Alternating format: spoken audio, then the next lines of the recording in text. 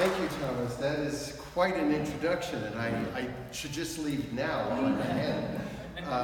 First of all, congratulations.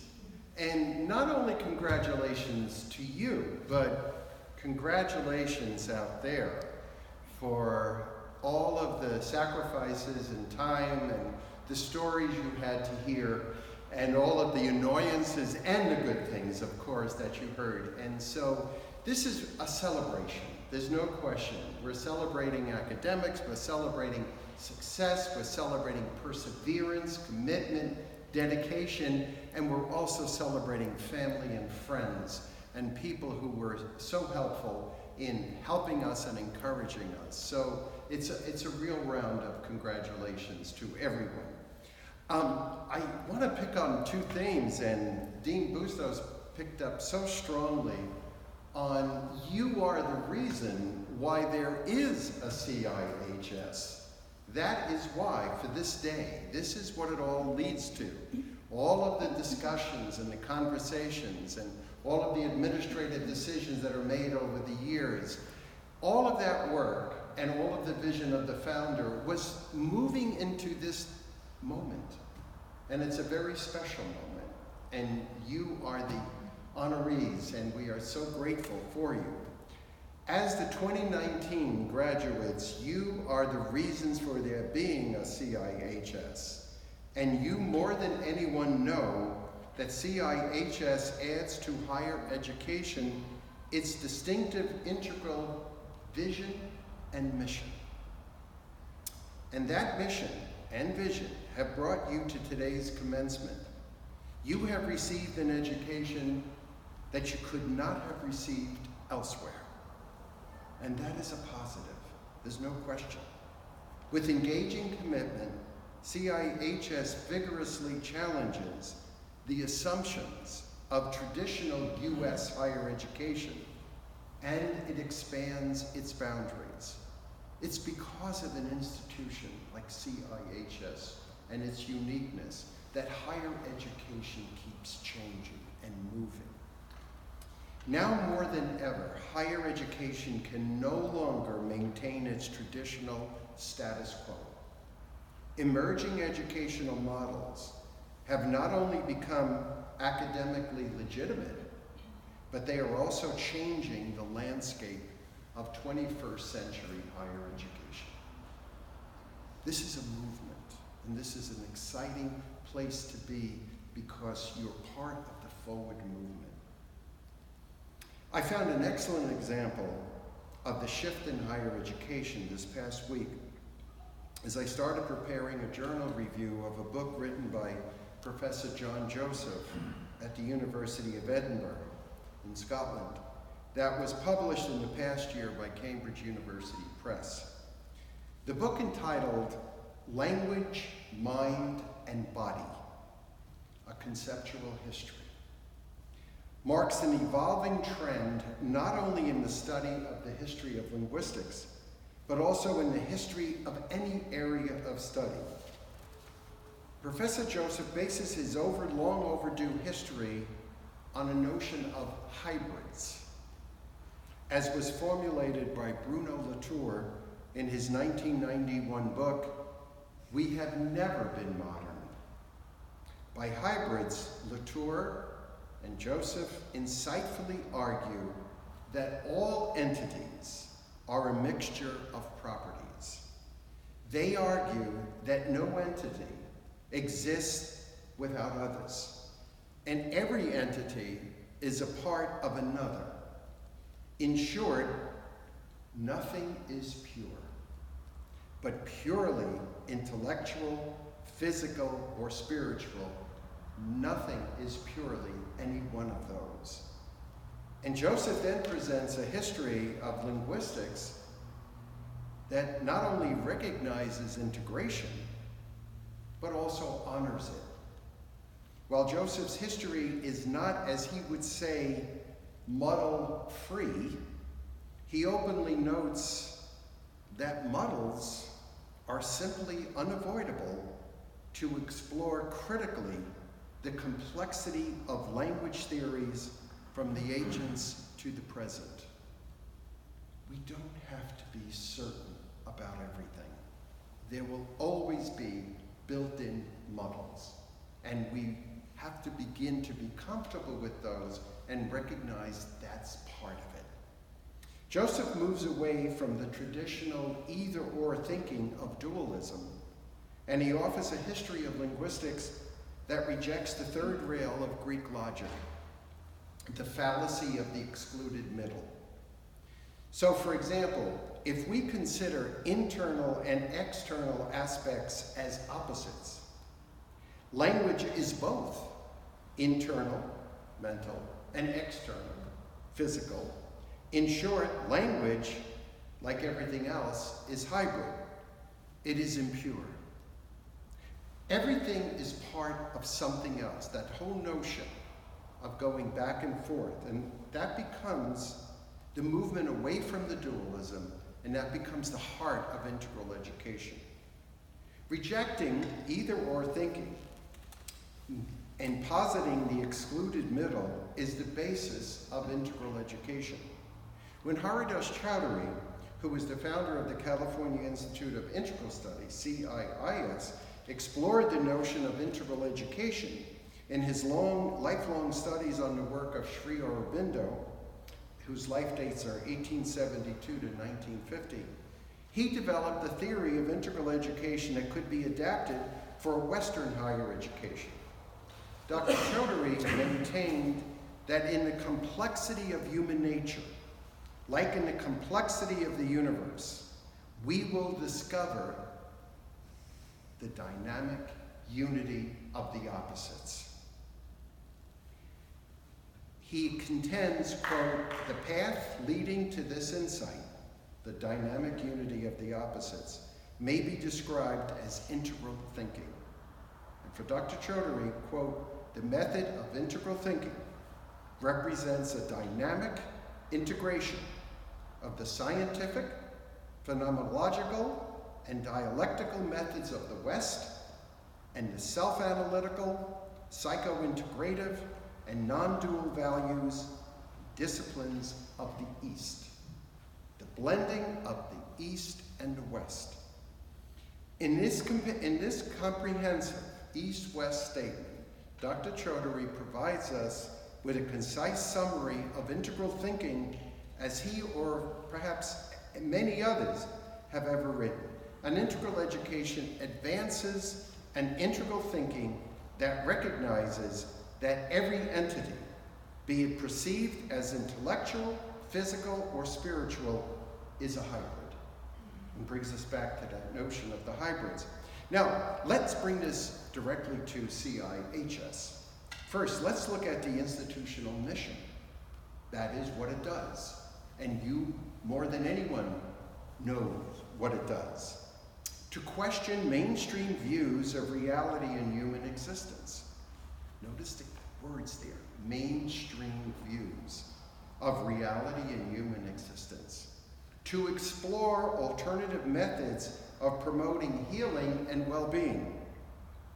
And to transform ourselves in order to transform the larger community. So the work that you have done in transforming yourselves at CIHS leads to your ability and gifts and talent now to be able to transform the community. So it starts here.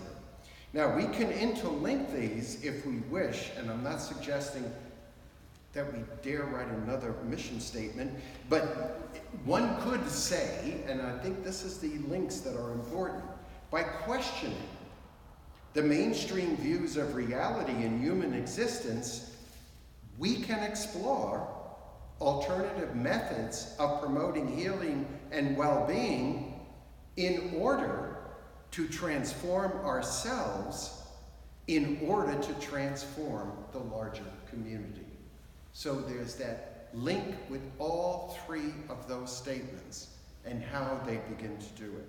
And in light of what I've been discussing, let's look at the 7 principles as a vision of CIHS, that is what it seeks to do. What we just talked about is what it does, but what does it seek to do? And of course they're written outside to promote a society which enhances the integration of science and religion. Notice it's not either or, both. To understand human existence from the total perspectives of body, mind, spirit, the integration we're talking about, the inclusivity. To establish guiding principles for the citizens of a global society, that becomes an outcome. To establish energy medicine, which will prevent disease and promote health. That again is transforming the community, transforming ourselves and the community. To elucidate the mechanism of the correlation between mind and body, and to actualize mental control over body and matter with the resulting better life. Again, notice all the principles how they move away from dualistic thinking to systematize scientific and objective meditational practices which will promote spiritual growth. And it's so important because unabashedly spirituality is a part of the institution. And that is something that it wasn't that long ago that the word could not be spoken in higher education. And now, given all the changes that are happening throughout higher education globally, spirituality is now a very integral part of it, and it's recognized. And so much of that was by the early institutions like this who helped form them. To establish a society which satisfies both the individuality, freedom and rights, and socially, morally, and coexistence of human existence. And so the integral thinking. And then lastly, to establish a creative science which researches the mind and the soul as matter. The mind and the soul as matter. Now, CIHS has very much been blessed to have been founded in 1992 by a person whose passion for integral thinking inspired him to create an institution of higher education, CIHS, Dr. Hiroshi Motoyama, whose life dates 1925 to 2015. I'll drop on a few quotes from his book, Science and Evolution of Consciousness, written in 1978, to show that his contribution to integral education was and remains forward-thinking, and his expansive knowledge of natural science makes his views of integral thinking and the vision and mission of CIHS both distinctive and expansive in higher education. And so when one is founded by an individual whose passion and commitment and intelligence is driven into the areas that we're talking about, and for many of us who find themselves associated with institutions like a CIHS, and there are very few, it is because we are drawn to it. We are almost driven to it. It's a sense that what we are looking for is to be found in very few places, and this institution is certainly premier. Now, just a couple of quotes. He wrote, "In earlier civilizations, such as classical Greece or ancient China, mystics and scientists were neither separate nor antagonistic." That's a huge statement when one thinks about that historically. We've lived through so many periods in which the antagonism has been unbearable. But during the succeeding centuries, he continues, particularly in the West, the two groups diverged to the point where they became mutually exclusive. Unity and diversity, spirit and matter, mind and body were split.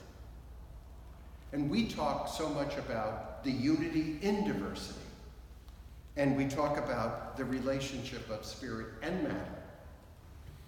Another quote I want to draw on because it so highlights what we're talking about. "It is impossible to understand the true nature of consciousness by dividing it into pieces to be categorized." The fragmentation of knowledge and learning. And again, moving away from the notion of purity. It must be this or it must be that.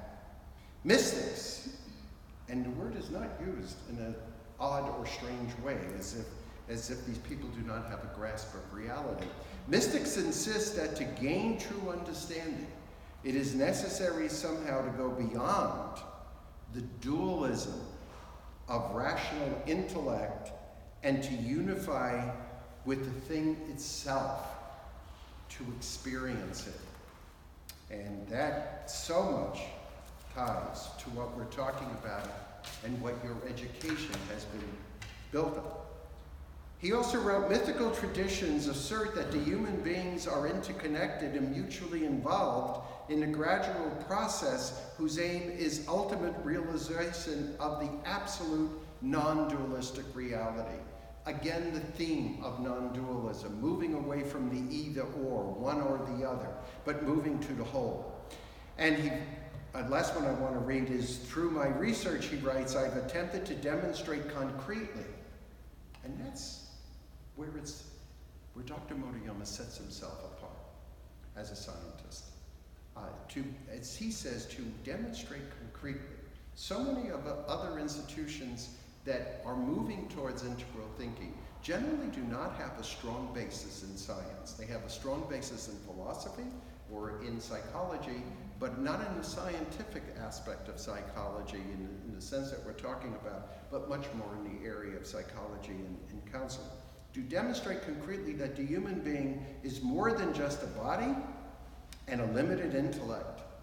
The steps that I and others have taken in exploring the connection between the physical and the non-physical sides of being may be small, I would disagree, but are nonetheless powerful in that they lead inevitably toward the destruction of the limitations that prevent actualization of the human potential.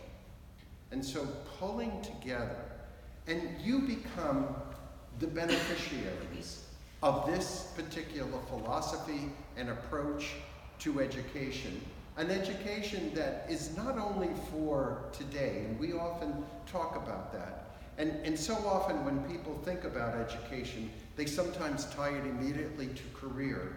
But so many of the jobs that are going to exist in 10 or 15 years, and for that matter, the way things change in the dynamic aspect of the market, is that there are jobs that are going to exist next year that never existed before. And so the important aspect of an education is to be able to have people have that broader vision and have that ability to adapt and that ability to move forward.